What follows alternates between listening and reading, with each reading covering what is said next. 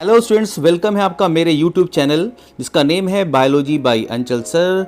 और मैं लेके आ गया हूं आपके लिए सेल पार्ट 2। इसमें हम और इंटरेस्टिंग फैक्ट्स को देखेंगे और मैं आपको बता दूं कि इस चैप्टर से बेसिक चैप्टर है ये, इससे बहुत ढेर सारे क्वेश्चंस आते हैं। तो आप इसे प्रॉपर वे में पूरा का पूरा कंप्लीट करें, देखें और इसको वीडियो देखने से पहले इस चैनल को आप सब्सक्राइब करें। फिर हम स्टार्ट करते हैं क्या सेल पार्ट 2। पार्ट 1 अगर आपने नहीं देखा है तो इसे जरूर देखें और स्टार्ट करने जा रहे हैं हम पार्ट 2। देखेंगे हम यहाँ पे कि बॉडी, जो हमारी बॉडी की फॉर्मेशन होती है वो एक सिंगल सेल जाइगोट से बॉडी हमारी फॉर्म होती है। ये जो जाइगोट है इसके अंदर इतना पावर है कि ये फुल की फुल बॉडी को क्रिएट कर सकता है। इसीलिए हम जाइगोट को बोलते हैं टोटीपोटेंट सेल। टोटीपोटेंट सेल बोलते हैं। आगे हम देखेंगे यहाँ पे डिवीजन ऑफ लेबर देखने जा रहे हैं। यहाँ पे डिवीजन ऑफ लेबर का मतलब क्या? डिवीजन का मतलब क्या? बंटवारा किया जा रहा है काम का। काम का बंटवारा कैसे है यहाँ पे देखिए। यहाँ पहले समझते हैं इसको। यहाँ पे हम, ये एक अमीबा की सेल है। इस सेल के अंदर ये सेल क्या कर रही है? सारा फंक्शन परफॉर्म कर रही थी। ये क्या कर रही थी? रिस्पायरेशन का प्रोसेस कर रही थी, ये डाइजेशन का प्रोसेस कर रही थी, ये एक्सक्रीशन का प्रोसेस कर रही थी, इवन ये रिप्रोडक्शन का भी प्रोसेस कर रही थी और सारा प्रोसेस कर रही थी जो हमारे अंदर होता है। यहाँ पे एक सिंगल सेल के ऊपर बहुत लोड पड़ा है क्योंकि ये सारा का सारा काम खुद कर रही है। लेकिन हमारे बॉडी के अंदर अगर बात करें तो हमारे बॉडी के लिए हर एक फंक्शंस को करने के लिए अलग अलग सिस्टम के फॉर्मेशन हुए हैं। इसे सोचने के लिए देखिए हमारा नर्वस सिस्टम बना हुआ है पूरा का पूरा। बॉडी में ऑक्सीजन को पहुंचाने के लिए ये बना हुआ है सर्कुलेटरी सिस्टम बना हुआ है, हार्मोन को पहुंचाने के लिए। लंग्स भी हमारे पास हैं, हार्ट भी हमारे पास है। ये है गैमेट को प्रोड्यूस करने वाला हमारा रिप्रोडक्टिव सिस्टम। और पूरा का पूरा एंडोस्केलेटल सिस्टम बना है, बोन से, कार्टिलेज से मिलकर बना हुआ है। इस तरीके की सिस्टम हमारे बॉडी के अंदर प्रेजेंट हैं। इनमें डिफरेंट टाइप की सेल्स प्रेजेंट हैं और ये डिफरेंट अलग अलग क्या कर रही हैं? रोल प्ले कर रही हैं। तो हमारे बॉडी में एक सिंगल सेल के ऊपर सारा का सारा फंक्शन क्या है? डिपेंडेंट नहीं है। तो हर सेल के लिए डिवीजन कर दिया गया वर्क का, लेबर का, कि तुम्हें ये काम करना है, तुम्हें ये काम करना है, तुम्हें ये काम करना है। इसे हम क्या कहते हैं? यहाँ देखिए, तो अगर क्वेश्चन आता है कि डिवीजन ऑफ लेबर जो है ये कहाँ पाया जा रहा है, यूनिसेलुलर में कि मल्टीसेलुलर में, तो आंसर देखिए क्या कि डिवीजन ऑफ जो लेबर है, काम का बंटवारा किया गया है सेल्स के थ्रू। कहाँ पे? मल्टी सेलुलर ऑर्गेनिजम्स के अंदर। यहां पे हर एक सेल जो दिखाई दे रही है, each cell type specialize in the performing one particular function. हर एक सेल जो है अलग अलग फंक्शन को परफॉर्म कर रही है। जैसे मैं आपको बोलूं कि नर्व सेल क्या कर रही है, तो नर्व सेल हमारे बॉडी के अंदर फूड को डाइजेस्ट नहीं कर रही है, ये सिग्नल को सेंड करने का काम कर रही है एक प्लेस से दूसरे प्लेस पे। अगर क्वेश्चन मैं पूछूं कि आपसे ये कि ये ब्लड सेल क्या कर रही है, तो हम ये कहेंगे कि ये हार्मोन्स को प्रोड्यूस नहीं कर रही है। ये क्या कर रही है? ऑक्सीजन को कैरी करती है, एक प्लेस से दूसरे प्लेस लेके जाती है, CO2 को लेती है, फिर वहां से दूसरे प्लेस पे लेके जाती है। मसल सेल क्या कर रही है? हमारे बॉडी को स्ट्रेंथ प्रोवाइड कर रही है, बोन्स के अंदर मूवमेंट करा रही है। गैमेट सेल ये रिप्रोडक्शन का प्रोसेस कर रहा है। लेकिन ये सारा का सारा फंक्शंस अमीबा के अंदर क्या हो रहा था? सिंगल सेल परफॉर्म कर रहे थे। हमारे अंदर क्या हो गया? अलग अलग सेल परफॉर्म कर रहे हैं यहाँ पे। तो यही क्या कह रहा है? हमको कह रहे हैं क्या? डिवीजन ऑफ लेबर कह रहे हैं यहाँ पे। यहाँ देखिए, more highly developed and organized is the greater is the degree of the division of the labor। तो यहाँ पे जितना आप क्या होंगे, हाईली डेवलप हो जाएंगे उन आपकी बॉडी के अंदर। जैसे हम क्या है, ह्यूमन क्या है, इज द मोस्ट डेवलप्ड है। बाकी सारे ऑर्गेनिजम्स की बात करें तो हमारे अंदर हर एक चीज़ के लिए अलग अलग आर्गन बना हुआ है। उन आर्गन्स में सेल्स हैं जो डिफरेंट आर्गन में डिफरेंट फंक्शंस को परफॉर्म करती हैं। इवन अगर कभी क्वेश्चन आता है कि क्या एक सिंगल सेल के अंदर डिवीजन ऑफ लेबर होता है, अगर क्वेश्चन आ गया सिंगल सेल के अंदर डिवीजन ऑफ लेबर है, तो आप आंसर ये देंगे यस होता है। किस बेसिस पे होता है? तो बेसिस आप याद रखेंगे, बेसिस जो हो जाएगा आप ये कहेंगे वहां पे कि जो सेल ऑर्गेनेल्स हैं, जो सेल ऑर्गेनेल्स हैं हम उनकी बात कर लें तो यहां देखिए जो न्यूक्लियस है वो दूसरा फंक्शन परफॉर्म कर रहा है। माइटोकॉन्ड्रिया जो है ये ATP के फॉर्मेशन में हेल्प करता है। यहाँ पे जो एंडोप्लाज्मिक रेटिकुलम है ये प्रोटीन प्लस लिपिड बनाने का काम कर रहा है। यहाँ पे क्लोरोप्लास्ट जो रहेगा वो बनाने का काम करेगा, फोटोसिंथेसिस करने का काम करेगा।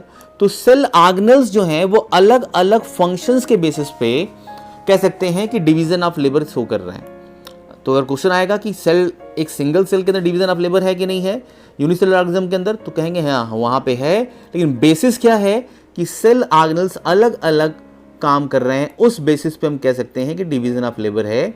सिंगल सेल तो वहाँ पे सिर्फ एक ही रहेगी। मूव करते हैं हम नेक्स्ट पॉइंट पे। यहाँ देखिए, अगर बात करें कि हमने देख लिया कि कुछ सेल ऐसी हैं जो यूनिसेलर हैं, कुछ क्या है मल्टी सेलर हैं। अगर हम बात करें कि वायरसेस किस में आएंगे, क्या वायरस सेल हैं, तो वायरसेस क्या है, सेल नहीं है। सेल नहीं है, इसको हम क्या कह रहे हैं, ए सेलुलर कह रहे हैं। अब मैं आपको बताने की कोशिश करूंगा कि हम किस ऑर्गेनिज्म को, हम वायरस को किस बेसिस पे ए सेलुलर कहते हैं।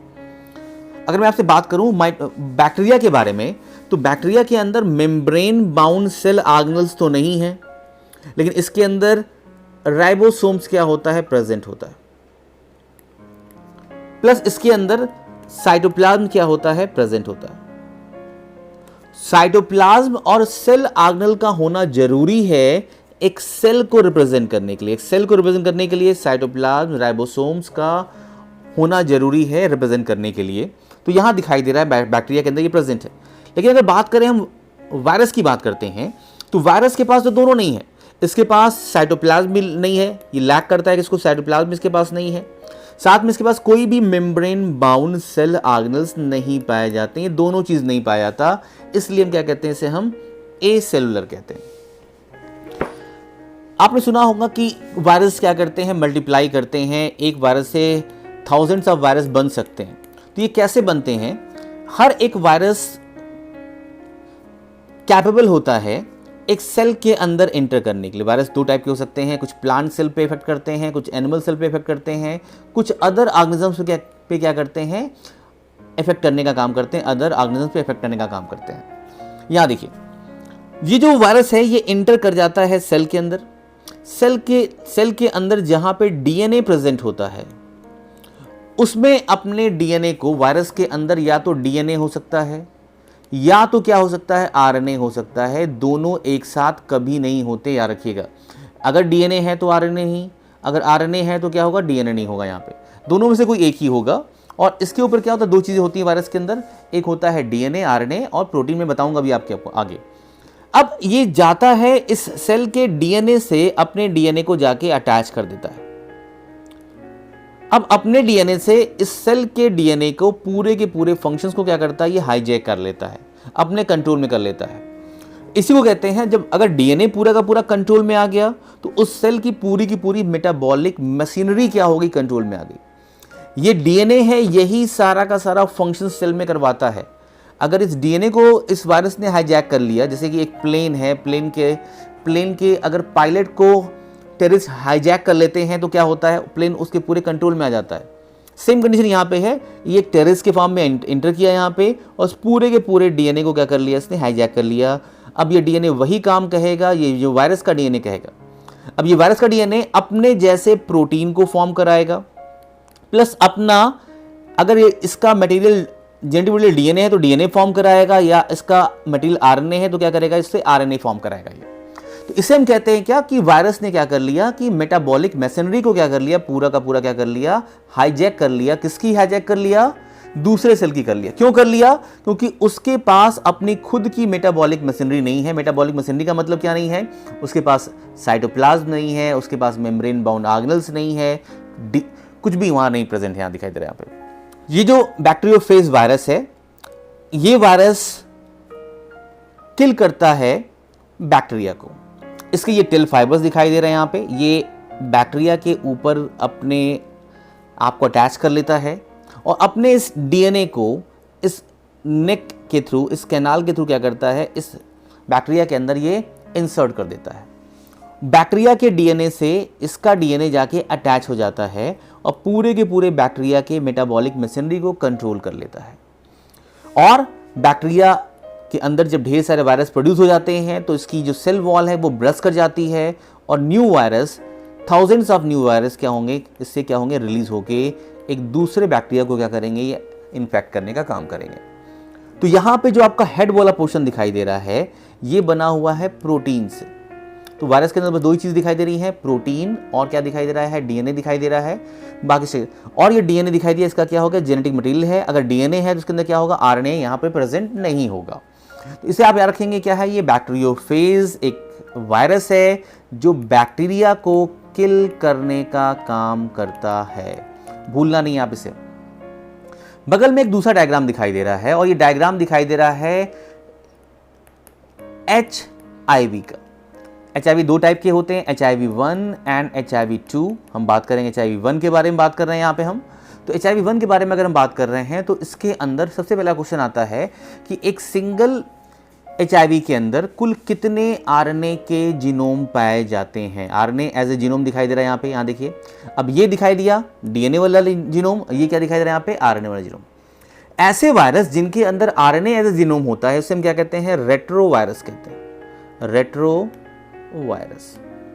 और ये एक जो HIV वायरस है जिसे हम कहते हैं क्या, human immuno deficiency virus cause करता है ये इसका नाम है। ये एक टाइप का लेंटी वायरस है, लेंटी वायरस। लेंटी वायरस किसे कहते हैं, जो वायरस बहुत स्लो एक्टिंग करता है, स्लो एक्टिंग वायरस।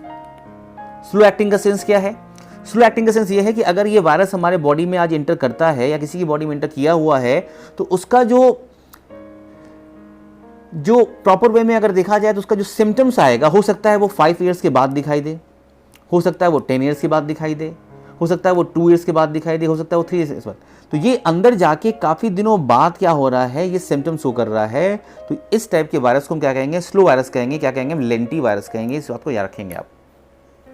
इंपॉर्टेंट चीज़ हम बात करेंगे हम यहाँ पे इस वायरस के अंदर, जैसे क्योंकि इसे क्वेश्चन आए हुए हैं। अब काउंट करिए यहाँ पे, ये जो आरएनए है एज ए जेनेटिक मटेरियल के फॉर्म में दिखाई दे रहा है, ये आपको ब्लू वाला दिखाई दे रहा है और इसके ऊपर आपको एक स्काई ब्लू कलर का आपको एक रैपिंग दिखाई दे रही है। ये रैपिंग है, इसे हम क्या कह रहे हैं, न्यूक्लियो कैप्सिड कह रहे हैं। ये प्रोटीन से बना हुआ कवर है जो न्यूक्लिक एसिड जो आरएनए है उसको कवर करके रखा हुआ है। साथ में आरएनए की यहाँ पे आपको दिखाई दे रही है 2 कॉपीज दिखाई दे रही है, 1 कॉपी ये दिखाई दी और दूसरी कॉपी आपको ये दिखाई दी, इसे भूलना आपको नहीं है। तो आरएनए जो वायरस होता है उसमें क्या हो गया, वहाँ पे आरएनए की 2 कॉपीज दिखाई दे रही है।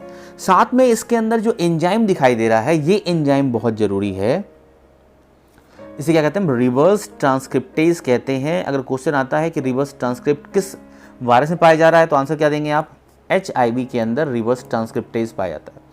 रिवर्स ट्रांसक्रिप्टेज का काम क्या होता है, ये काम ये करता है कि ये उल्टा काम करता है। जनरली जो क्या होता है, डीएनए से क्या होता है, आरएनए का फॉर्मेशन होता है हमारे सेल के अंदर, लेकिन ये एंजाइम क्या कराता है, इस आरएनए से, ये जो आरएनए बना हुआ है इस आरएनए से क्या करता है, ये पहले डीएनए को फॉर्म कराता है और फिर इस डीएनए से क्या करता है, अपने जैसा आरएनए क्या करता है, ये फॉर्म कराता है। तो ये जो एंजाइम है ये प्रोसेस को क्या करता है, गवर्न करता है। इस आरएनए से क्या करेगा, डीएनए बनाने का काम कौन कर रहा है, ये रिवर्स ट्रांसक्रिप्टेज कर रहा है। साथ में इसमें कुछ और एंजाइम लगे हैं, जैसे इंटीग्रेज है और आपको प्रोटीएज, पेप्टाइडेज एंजाइम दिखाई दे रहे हैं। ये जो उन्हीं सेल से लिए गए हैं जिनमें ये इफेक्ट किया था। अगर क्वेश्चन आ जाता है कि ये वायरस हमारे किस सेल को इम्पैक्ट करता है, किस सेल को इन्फेक्ट करता है, उस सेल को कहते हैं क्या, CD4 सेल, या इसे हम बोलते हैं, दूसरा नाम बोलते हैं क्या, टी हेल्पर सेल, जो एक टाइप की लिम्फोसाइट होती है, टी हेल्पर सेल कहते हैं इसको। तो ये क्या कर रही है यहाँ पे, ये इसे क्या करेगा, इन्फेक्ट करने का काम करेगा। इसे आप याद रखेंगे यहाँ पे, क्लियर है। हम इसी के साथ मूव कर रहे हैं नेक्स्ट पेज पे। आपने वायरस को देखा, यहाँ पे इंपॉर्टेंट पॉइंट था, और भी यहाँ पे स्ट्रक्चर्स लगे हुए हैं। ग्लाइकोप्रोटीन का बना हुआ कवर दिखाई दे रहा है आपको, यहाँ पे अलग अलग टाइप के हैं। तो 120 दिखाई दिया, यहाँ पे अलग नेम लिखा गया इसका। मूव करते हैं, और ये दिखाई दिया, देखिए यहाँ पे कैप्सिड। कैप्सिड किससे बना होगा, यहाँ पे कैप्सिड टर्म जब भी आएगा तो समझिए यहाँ क्या बना है, 2 ही चीज होगा उसके अंदर, प्रोटीन और उसका जेनेटिक मटेरियल दिखाई दे रहा है यहाँ पे। ये एक वायरस है, जनरली क्या कह रहे हैं उससे हम, जो उसके नाम दिए क्या, कि कोविड वायरस ये है, कोरोना को कॉज कर रहा है। कोरोना को क्या कर रहा है, ये कॉज कर रहा है। कोरोना का मतलब क्या, कि जो सन होता है, सन से जो हाई टेम्परेचर की फ्लेम निकलती हैं, उसके सराउंडिंग में यहाँ पे कोरोना का क्या होता है, फॉर्मेशन होता है। एग्जैक्टली अगर इस वायरस को ध्यान से देखा जाए तो ये सन की तरह दिखाई दे रहा है, और लग रहा है कि इस वायरस से सन की रेज निकल रही है, यहाँ से रेज निकल रही है, यहाँ पे इसे रेज निकल रही है यहाँ पे। और ये वायरस के अंदर देखिए एज ए जेनेटिक मटेरियल क्या प्रेजेंट है, तो क्योंकि ये कोविड पे क्वेश्चंस आ सकते हैं, इंपॉर्टेंट पॉइंट है, और बायोलॉजी में कभी भी कोई और छोर नहीं होता, किसी कहीं से क्वेश्चन आ सकता है यहाँ पे। तो ये दिखाई दे रहा है आपको क्या, आरएनए एज ए इसका जेनेटिक मटेरियल दिखाई दे रहा है। तो यहाँ पे रखेंगे यहाँ पे क्या, RNA as a genetic material है। और यहाँ पे आपको एक एंजाइम के फॉर्म में दिखाई दे रहा है कि यहाँ पे स्ट्रेस दिखाई दे रहा है यहाँ पे एज ए एंजाइम के फॉर्म में, जो एक प्रोटीन से क्या है यहाँ पे अटैच किया गया यहाँ पे। क्लियर है? तो इसको क्या करेंगे आप याद रखेंगे यहाँ पे। और ये स्पाइक ग्लाइकोप्रोटीन है जो क्या करता है, अटैच करने का काम करता है यहाँ पे। तो ये था कोरोना वायरस, जो हमारे बॉडी के अंदर इंटर करने के बाद ये लंग्स में क्या जाके क्या करता है, इन्फेक्शन कॉज करता है। लंग्स में क्या करता है, इंटर कर जाता है, वहां के हमारे इम्यून सेल को किल करने का काम करता है। आगे देखते हैं यहाँ पे। अगर क्वेश्चन आ जाता है, हम फिर से बैक करते हैं सेल पे। वायरस एक पॉइंट था, वायरस आता है इन दोनों सेल्स के बीच में आता है यहाँ पे, तो हम देखे थे वहां पे। अगर हम बात करें शेप एंड साइज के बारे में, तो हमारे बॉडी में डिफरेंट टाइप की सेल्स प्रेजेंट हैं, इनका शेप क्या है और साइज क्या अलग है। लेकिन ये शेप एंड साइज जो है ये किस चीज पे डिपेंड करता है, तो डिपेंड करता है वो सेल क्या फंक्शन परफॉर्म कर रही है। क्लियर? यहां पे वो सेल क्या फंक्शन परफॉर्म कर रही है, इस पे क्या करता है, उसका शेप एंड साइज क्या करता है, डिपेंड करता है। इंपॉर्टेंट पॉइंट था। अगर क्वेश्चन आता है कि शेप एंड साइज किस पे डिपेंड करता है सेल का, तो कहेंगे कि वो सेल क्या फंक्शन परफॉर्म कर रही है, उसके स्पेसिफिक फंक्शन पे क्या करता है, डिटेल डिपेंड करता है यहाँ पे। एग्जाम्पल की फॉर्म में लेके चलेंगे हम यहाँ पे। जैसे हमारे बॉडी के अंदर पाए जाने वाले WBCs और फ्रेश वाटर में पाए जाने वाले अमीबा सिंगल सेल जो होते हैं, ये अपना शेप कभी भी चेंज कर सकते हैं। ये एबल होते हैं अपने शेप को चेंज करने के लिए। ये बात याद रखेंगे। क्वेश्चन अगर आएगा कि which cell is able to change their shape in our body, तो आंसर क्या देंगे यहाँ पे, ये WBCs जो हैं ये क्या कर सकती हैं, हमारे अपने शेप को चेंज कर सकती हैं। ये इसलिए चेंज करती हैं कि आसानी से ब्लड कैपिलरी से निकल के बाहर जा सकें इम्यून रिस्पॉन्स को शो करने के लिए। क्लियर है यहाँ पे? इसी तरीके से बात करेंगे हम यहाँ पे कि लीवर की सेल का शेप क्या है। हम देखेंगे भी लीवर की सेल को यहाँ पे पहले देखेंगे। तो लीवर की सेल का शेप दिखाई दे रहा है यहाँ पे क्या, पॉलीगोनल। जनरली क्या होती है, हेक्सागोनल होती है यहाँ पे। तो काफी अलग अलग कोण पे क्या प्रेजेंट है यहाँ पे।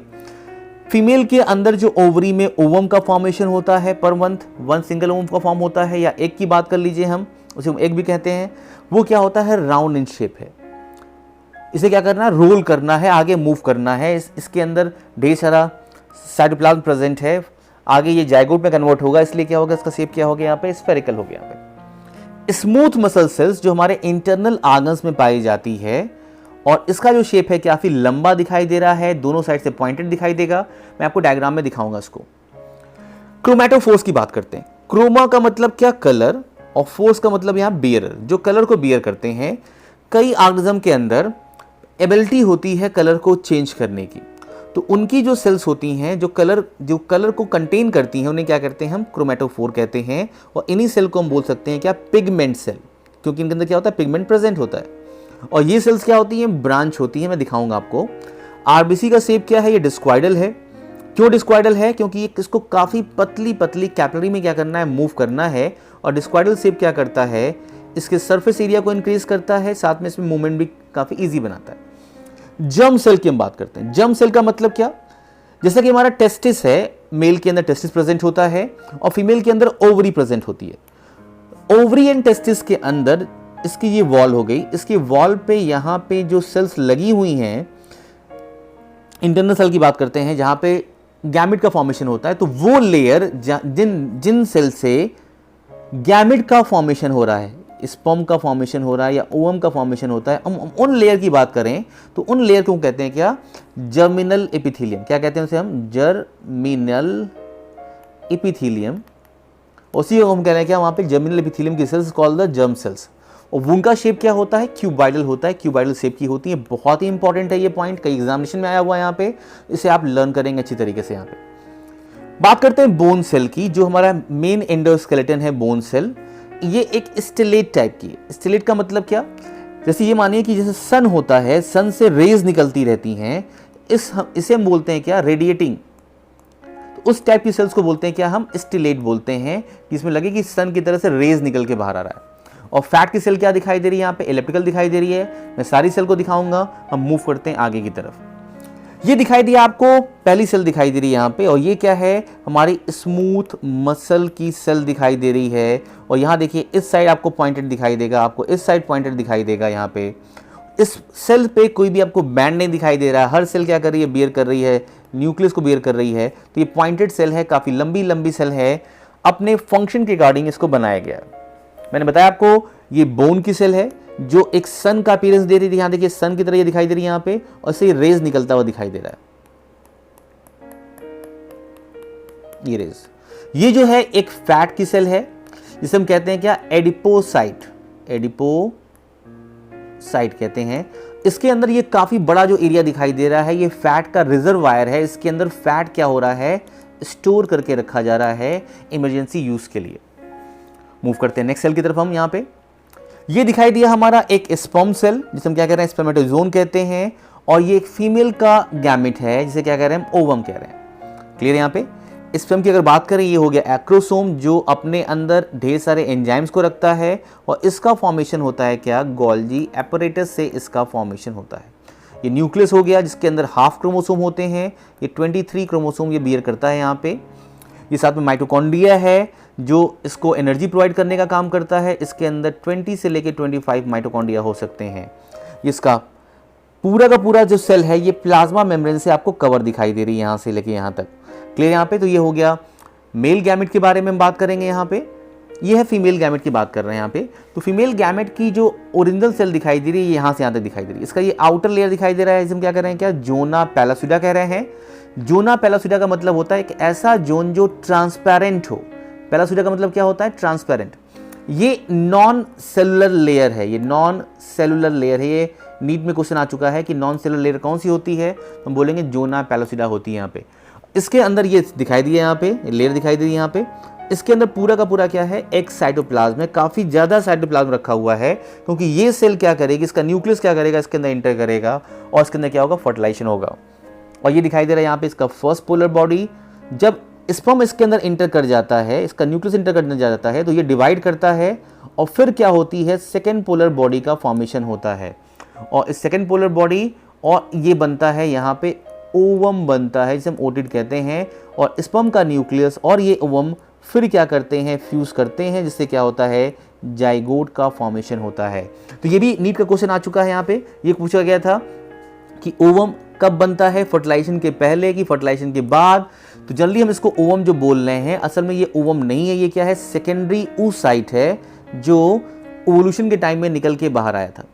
ओवम का फॉर्मेशन तब हो रहा है, ओटिड का फॉर्मेशन तब हो रहा है जब कहेंगे जब ये स्पर्म का न्यूक्लियस इंटर कर जाता है इसके अंदर, और ये फर्स्ट पोलर बॉडी डिवाइड करती है। डिवाइड करने से दो सेल बनती हैं, एक छोटी सेल बनती है, एक बड़ी सेल बनती है। बड़ी सेल को क्या कह रहे हैं, ओवम कह रहे हैं या ओटिड कह रहे हैं इसको। और ये क्या हो रही है, ये फिर क्या कर रही है, इस स्पर्म के न्यूक्लियस से जो क्रोमोसोम लेके आया फर्टिलाइज करती है, फिर क्या होता है, जाइगोट का फॉर्मेशन होता है। तो ये बहुत इंपॉर्टेंट पॉइंट था यहाँ पे। ये कोरोना रेडिएटर, फिर देखिए यहाँ पे लग रहा है कि सन की तरह एक लेयर दिखाई दे रही है बाहर यहाँ पे।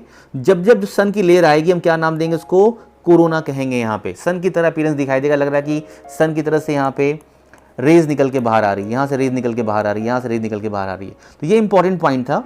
इसी के साथ हम आगे मूव करते हैं यहाँ पे नेक्स्ट पॉइंट की तरफ, यहाँ मूव करने की कोशिश कर रहे हैं। ये दिखाई दिया हमारे टेस्टिस के अंदर, ये इसके आउटर लेयर हो गई यहाँ पे। और यहाँ सेल को फोकस करिए, सेल का शेप देखिए, ये आपको क्यूबाइडल शेप में लिटिल बिट दिखाई देगा। ये सेल दिखाई दे रही है, क्यूबाइडल शेप में दिखाई दे रही है। ये पूरी की पूरी सेल जो क्या है, ये है जर्मिनल एपिथेलियम दिखाई दे रही है। ये क्यूबाइडल शेप में है, और इसी को क्या कर रहे हैं, जर्म सेल बोलते हैं। और इन्हीं सेल से देखिए ये पूरा का पूरा एक स्पर्म का फॉर्मेशन हुआ। अगर फोकस करेंगे दिखाई देगा आपको यहाँ पे, ये पूरा का पूरा स्पर्म का फॉर्मेशन हो रहा है यहाँ पे। ये है हमारी क्रोमेटोफोर्स, जो जिन्हें बोले थे क्या, क्रोमेटोफोर्स कह रहे हैं, जो कलर बियरिंग सेल हैं, पिगमेंट बियरिंग सेल हैं। ये ब्रांच दिखाई दे रही है, यहाँ देखिए इसका ब्रांच दिखाई दे रहा है, पूरा का पूरा ये ब्रांच दिखाई दे रहा है यहाँ पे। ऑक्टोपस जो एनिमल होता है उसके अंदर मिमिक्री करने का बहुत ही एक्सीलेंट पावर होता है। मिमिक्री कहने का सेंस मतलब क्या, कि वो जिस सराउंडिंग मीडियम में रहता है, सराउंडिंग मीडियम में जहां भी रहेगा वो उस कलर को क्या करेगा, मेंटेन कर लेगा। तो जिन जिन एनिमल के अंदर कलर चेंज की सेल रहेंगी क्या कहेंगे, उन्हें हम क्रोमेटोफोर्स बोलेंगे। ये है nerve cell. Nerve cell message को सिग्नल करने सेंड करने का काम कर रही है, तो इन प्रोसेस से वो सिग्नल को रिसीव करती है और थ्रू एक्सॉन वो आगे ट्रांसपोर्ट करती है सिग्नल को। और ये जो दिखाई दे रहे हैं इसे क्या कहते हैं हम, डेंड्राइट। ये इनको क्या कह रहे हैं, इसका नर्व का एंडिंग कह रहे हैं। डेंड्राइट से सिग्नल रिसीव हुआ, एक्सॉन के थ्रू गया, आगे नर्व एंडिंग के पास गया और यहाँ से एक दूसरे सेल का डेंड्राइट क्या होता है, अटैच होता है। या हो सकता है ये किसी मसल सेल से क्या हो, अटैच हो, या हो सकता है ये किसी ग्लैंड सेल से क्या हो, अटैच हो। तो ये सिग्नल क्या होता है, ग्लैंड तक पहुँच सकता है, मसल तक पहुँच सकता है, या एक दूसरे डेंड्राइट को ट्रांसफ़र किया जा सकता है। मसल में जाएगा तो मसल में कॉन्ट्रैक्शन कराएगा, उसको रिलैक्स कराएगा। ग्लैंड पे जाएगा तो ग्लैंड से सिक्रीशन करवाएगा। और ये क्या करेगा, आगे सेंड करना है तो ये आगे दूसरे न्यूरॉन को क्या होगा, यहाँ पे सेंड कर दिया जाएगा। ये जो स्वान सेल है ये बहुत इंपॉर्टेंट सेल है। ये क्या करती है, इस पे जो ये माइलिन शीथ दिखाई दे रहा है आपको, राउंड राउंड फॉर्मेशन दिखाई दे रहा है, ये माइलिन शीथ का फॉर्मेशन ये स्वान सेल करती है। और इस एक्सॉन को क्या करती है, ये स्वान सेल न्यूट्रिशन क्या करती है, प्रोवाइड करती है। इसे आप भूलेंगे नहीं। ये सोमा दिखाई दिया, इसका जो साइटोन कहते हैं हम, साइटोन के अंदर ही क्या होता है, यहाँ पे आपको न्यूरोट्रांसमीटर्स का फॉर्मेशन किया जाता है जो सिग्नल को आगे क्या करते हैं, सेंड करने का काम करते हैं। इसे कहते हैं न्यूरोट्रांसमीटर कहते हैं इसे हम।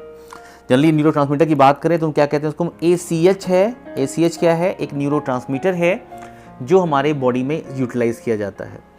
ये है लीवर सेल। लीवर सेल को हम कहते हैं क्या, हिपैटोसाइट।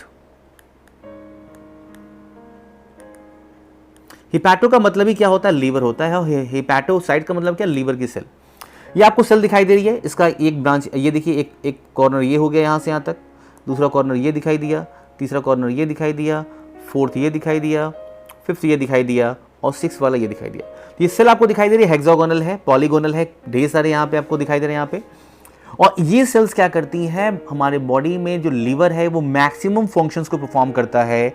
मोर देन 500 फंक्शंस को ये परफॉर्म करने का काम कर रहा है। यही सेल्स क्या करती हैं, फॉर्म करती हैं यूरिया को। हमारे बॉडी के अंदर जो यूरिया का फॉर्मेशन होता है वो हिपैटोसाइट्स ही क्या करती हैं, फॉर्म करती हैं। हिपैटोसाइट्स ग्लाइकोजन को भी स्टोर करने का काम करती हैं। हर काम कर रही हैं ये हिपैटोसाइट्स। और यही क्या करती हैं, बाइल को बनाने का काम करती हैं। बाइल बनाने के बाद इन बाइलरी कैनिकुली में डाल दिया जाता है। कैनिकुली का मतलब होता है, कैनिकुलिकुलस का मतलब होता है एक छोटा सा कैनॉल, एक छोटी सी वेसल जिसके थ्रू क्या हो रहा है, वो ट्रांसपोर्ट किया जा रहा है, गॉल ब्लैडर के अंदर ट्रांसपोर्ट कर दिया जाता है बाइल यहाँ बना के। तो ये दिखाई दिया आपको यहाँ पे क्या, लिवर सेल। यहाँ देखिए आपको दिखाई दे रहा है ग्लाइकोजन क्या हो रहा है, स्टोर किया जा रहा है। और लिवर सेल के अंदर माइटोकॉन्ड्रिया का अमाउंट ह्यूज अमाउंट में होता है। काउंट करिए यहाँ पे, यहाँ तो काफ़ी कम दिखाई दे रहे हैं। लिवर सेल के अंदर 600 से 800 माइटोकॉन्ड्रिया हो सकते हैं एक सिंगल सेल के अंदर, क्योंकि ये मैक्सिमम फंक्शंस को परफॉर्म करने का काम करता है। क्लियर है। ये सिनुसॉइड दिखाई दे रहा है। सिनुसॉइड्स का मतलब एक गैप जिसके थ्रू क्या होता है, ब्लड क्या करता है, मूव करते हुए जाता है। ये एंडोथीलियम है। एंडोथीलियम का मतलब क्या, एक एपिथीलियम की सेल जो सिंगल सेल दिखाई दे रही है, उसका ये आपको न्यूक्लियस दिखाई दे रहा है। मूव करते हैं हम नेक्स्ट पॉइंट की तरफ। यहाँ पे आगे बढ़ने से पहले मैं दिखा दूं, यहाँ पे इसको स्पेस ऑफ डिस्क कह रहे हैं। स्पेस ऑफ डिस्क का मतलब कि इस सेल और इस एंडोथीलियम की सेल के बीच में जो स्पेस दिखाई दे रहा है, ये व्हाइट कलर का स्पेस दिखाई दे रहा है, इसे हम कहते हैं स्पेस ऑफ डाइस कहते हैं। यहाँ पे मूव करते हैं नेक्स्ट पे हम। WBCs जो हमारे बॉडी के अंदर है वो डिफरेंट टाइप की हैं, उनके अंदर एबल है वो चेंज करने के लिए, शेप को चेंज कर सकती हैं वो। और हमारे बॉडी के अंदर 2 WBC ऐसी हैं जो किल करती हैं बैक्टीरिया को अपने अंदर इनगल्फ करके। वो सेल्स कौन सी हैं, मोनोसाइट्स हैं और न्यूट्रोफिल्स हैं। ये सेल्स क्या करती हैं, बैक्टीरिया को इनगल्फ कर सकती हैं।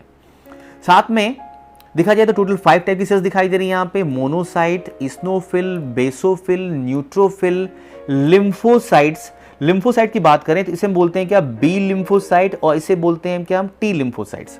तो लिम्फोसाइट का यहाँ पे 2 टाइप आ गया। मैंने WBC प्रॉपर वे में एक सेपरेट बना के दिया हुआ है, उसे आप जरूर देखें, उसमें डिटेल मिलेगा आपको WBC के बारे में। तो ये काम करते हैं यहाँ पे। तो ये देखा हमने क्या, ये WBCs हैं, ये हमारी बॉडी की इम्यून सेल हैं। ये हमारे बॉडी के अंदर इंटर करने वाले किसी भी पैथोजन को, पैथोजन का मतलब क्या, जो डिजीज कॉजिंग माइक्रो ऑर्गेनिज्म होते हैं उन्हें क्या कहते हैं हम, पैथोजन कहते हैं, उनको ये किल करने का रोल प्ले करती हैं। मूव करते हैं नेक्स्ट पेज पे हम। यहाँ पे ये है हमारे बॉडी की RBC। RBC जब बनती है तो उस बनने के प्रोसेस में एक स्टेज आती है क्या, रेटिकुलोसाइट। रेटिकुलोसाइट, ये L है, रेटिकुलोसाइट है। उस स्टेज में इस RBC से इसका न्यूक्लियस निकाल के बाहर कर दिया जाता है। अगर कभी क्वेश्चन आता है कि किस स्टेज में न्यूक्लियस निकाल के बाहर किया गया, तो आप बोलेंगे क्या रेटिकुलोसाइट स्टेज में कर दिया जाएगा। और उसके बाद ये आरबीसी जो फॉर्म होती है ये हमारे रेड बोन मैरो के अंदर फॉर्म होती है, और रेड बोन मैरो से इसको निकाल के ब्लड में ट्रांसपोर्ट कर दिया जाता है। जब ब्लड में ट्रांसपोर्ट कर दिया जाता है तो ये उसके ब्लड में आने के 2 डेज बाद क्या हो जाती है, ये मैच्योर हो जाती है। मैच्योर का मतलब क्या कि इसके अंदर अब कोई भी चीज़ प्रेजेंट नहीं है, इसके अंदर क्या प्रेजेंट है, और सिर्फ क्या है, साइटोप्लाज्म प्रेजेंट है, और ऑक्सीजन को कैरी करने वाला हीमोग्लोबिन मॉलिक्यूल प्रेजेंट है।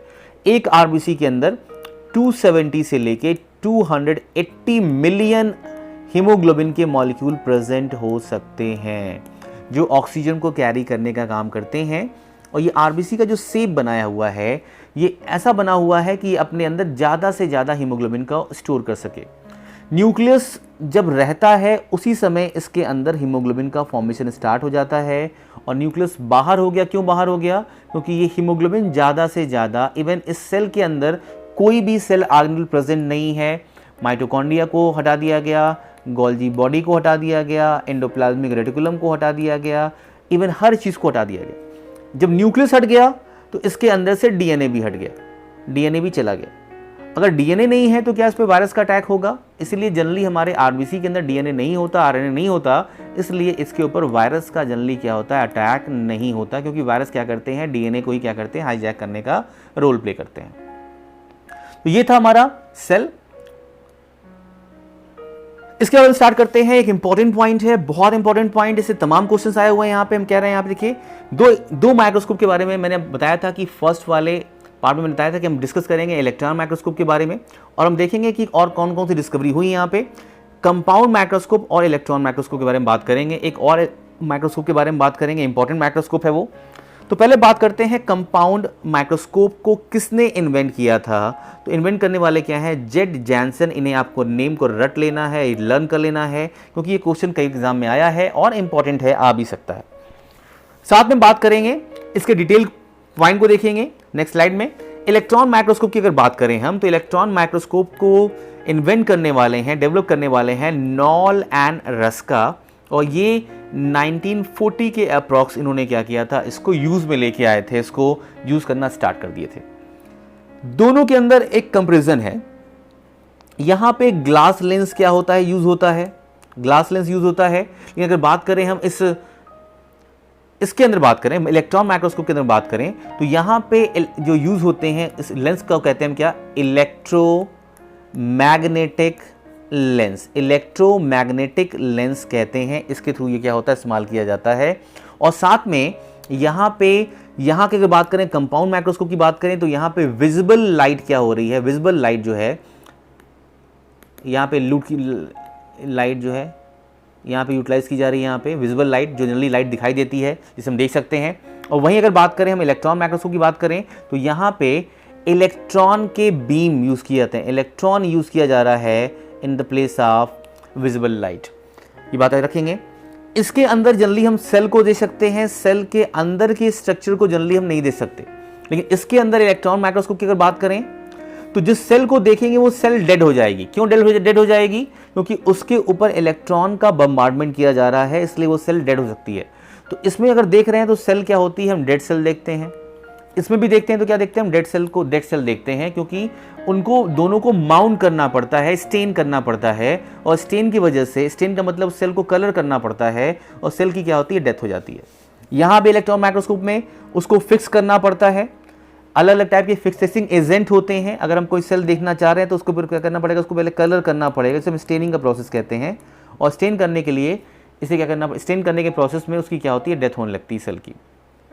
साथ में अगर ये देखें कि अगर हमें सेल के अंदर, ये एक सेल है, सेल के अंदर मुझे माइटोकॉन्ड्रिया देखना है, इवन माइटोकॉन्ड्रिया के अंदर भी देखना है, इसके क्रिस्टी को देखना है, तो हम किसके थ्रू दे सकते हैं, इलेक्ट्रॉन माइक्रोस्कोप के थ्रू दे सकते हैं।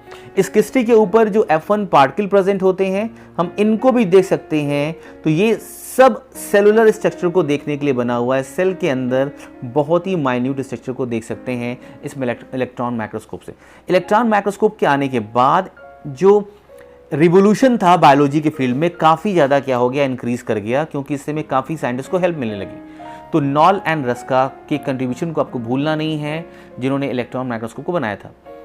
ये है एक लाइट माइक्रोस्कोप, इसी को हम कहते हैं क्या, कंपाउंड माइक्रोस्कोप कहते हैं। इसके बारे में हम देखेंगे यहाँ पे क्या क्या चीज़ दिखाई दे रही है। यहाँ पे ये विजिबल लाइट को क्या करता है, सोर्स है।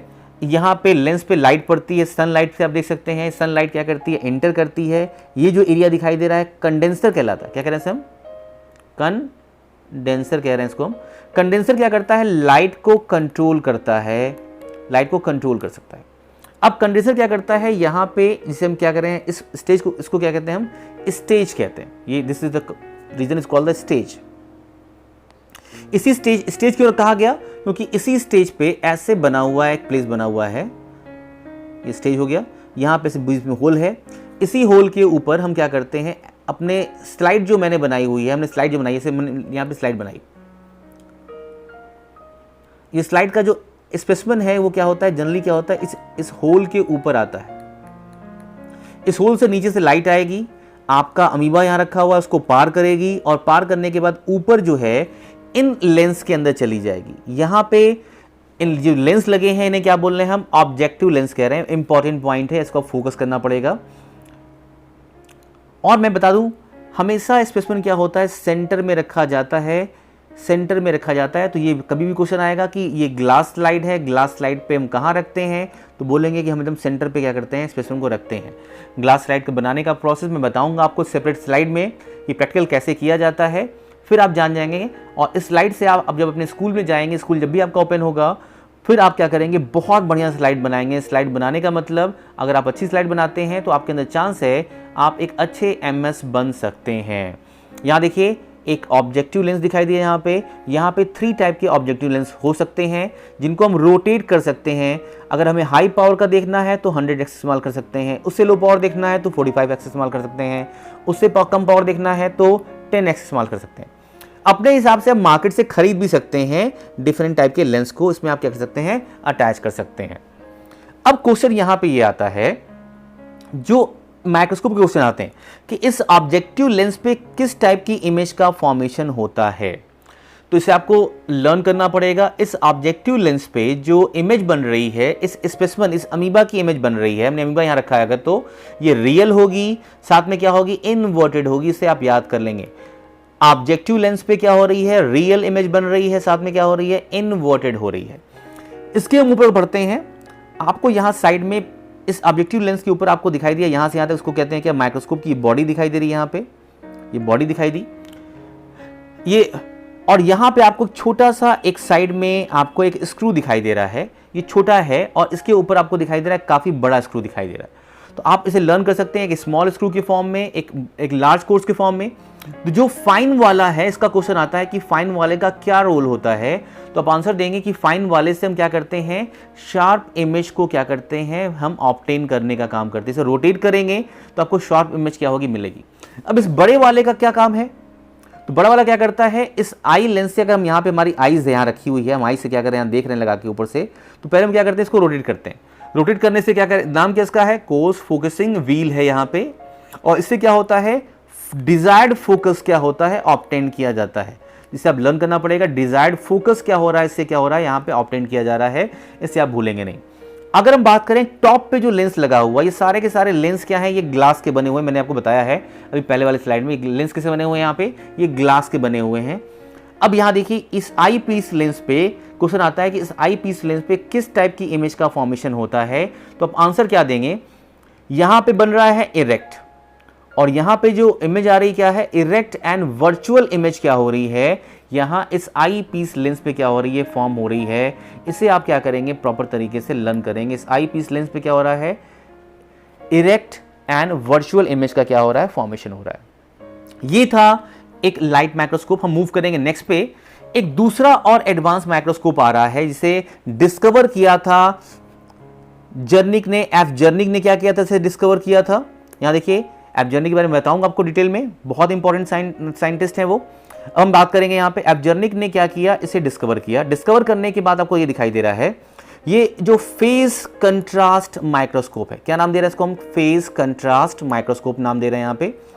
फेज कंट्रास्ट माइक्रोस्कोप जो है ये एबल है लिविंग सेल को देखने के लिए। मैंने बताया कि कंपाउंड माइक्रोस्कोप में आप जब सेल रखेंगे तो उनकी डेथ हो जाती है क्योंकि स्टेन करते हैं।